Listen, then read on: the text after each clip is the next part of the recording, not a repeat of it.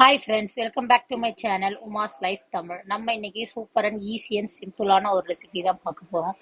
நம்ம என்ன பார்க்க போகிறோம்னு பார்த்தீங்கன்னா, பன்னீர் கிரேவி இல்லை தொக்கு. நான் உடம்பு முடியாதப்ப செஞ்ச இந்த ரெசிபியை பார்த்தீங்கன்னா, அதனால கொஞ்சம் சிம்பிளாகவும் ஈஸியாகவும் இருக்குது. ஆனால் வாய்க்கு கோல்டு இருக்கிறதால ஏதாவது சாப்பிடணும் அப்படின்னு இருந்தது. அதனால அதுக்கு தேவையானதெல்லாம் எடுத்து வச்சாச்சு. இப்போ பட்டர் போட்டு ஒரு கடாயை நல்லா ஹீட் பண்ணியாச்சு. இதில் நல்லா 3 பெரிய சைஸ் வெங்காயத்தை ஒன்றும் அதிகமாக அப்படியே பெருசு பெருசாக தான் கட் பண்ணி போட்டிருக்கோம் ஓரளவுக்கு.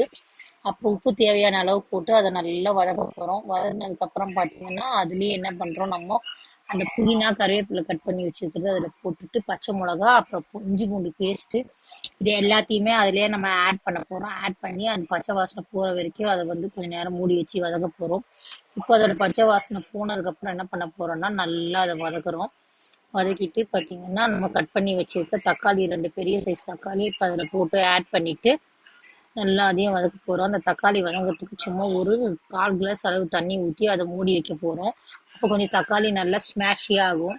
அந்த மாதிரி ஆனதும் நம்ம மறுபடியும் அதுக்கு தேவையான மசாலாஸ்லாம் அதில் ஆட் பண்ண போகிறோம். என்னென்ன மசாலானா தனி மிளகாத்தூள், அதுக்கப்புறம் தனியா பொடி, பெப்பரு கொஞ்சோண்டு, அப்புறம் ஜீரகப்பொடி கொஞ்சோண்டு, அப்புறம் கரம் மசாலா, மஞ்சப்பொடி இதெல்லாம் ஆட் பண்ணிவிட்டு தனியாத்தூள் மட்டும் காரம் தேவையில்லை, உங்களுக்கு கம்மியாக வேணும்னா கூட 1 ஸ்பூன் ஆட் பண்ணிக்கலாம். அதுக்கப்புறம் பார்த்தீங்கன்னா தண்ணி தேவையான அளவு ஆட் பண்ணிவிட்டு காஷ்மீரி சில்லி பவுடரும் நம்ம அதில் ஆட் பண்ண போகிறோம். முன்னாடியே ஆட் பண்ணிக்கலாம், மறந்துட்டதால இப்போ ஆட் பண்ணுறேன். அதையும் போட்டு நல்லா ஒரு கொதிக்க விட்டதுக்கப்புறம் பார்த்தீங்கன்னா நல்லா தொக்கு கொச்சதும் ரெடி ஆகிடும். பன்னீர் ஒரு சரியான ப்ரோட்டீனோட ஒரு சோர்ஸு. வெஜிடேரியனும் எல்லாருமே அதை அதிகமாக சாப்பிட்டிங்கன்னா ரொம்ப நல்லது.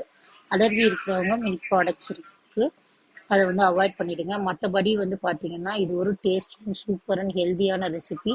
அதை போட்டு சும்மா ஒரு பாயில் வந்ததுமே அதை நம்ம மூடி வச்சிட்டோம்னா ஒரு 5 நிமிஷம் அந்த சூட்லேயே அது சூப்பராக ரெடி ஆகிடும். நம்ம வேணும்னா நம்ம தனியாக வறுத்து கூட போட்டுக்கலாம். இது நான் முடியாதப்ப செஞ்சதால இந்த மாதிரி இருக்குது. கஸ்தூரி மேத்தி போடுறோம். அது இல்லைன்னாலும் நம்ம என்ன பண்ணலான்னா கொத்தமல்லியை ஆட் பண்ணிக்கலாம். அவ்வளோதான், ரெடி ஆகிடுச்சு பாருங்கள் நம்ம கிரேவி. இப்போ அதுக்கு சூப்பராக நான் ரெடிமேட் மலபார் பரோட்டா வச்சு வீட்லேயே ரெடிமேட் பரோட்டா வாங்கிட்டு சூடு பண்ணி சாப்பிட்டேன்.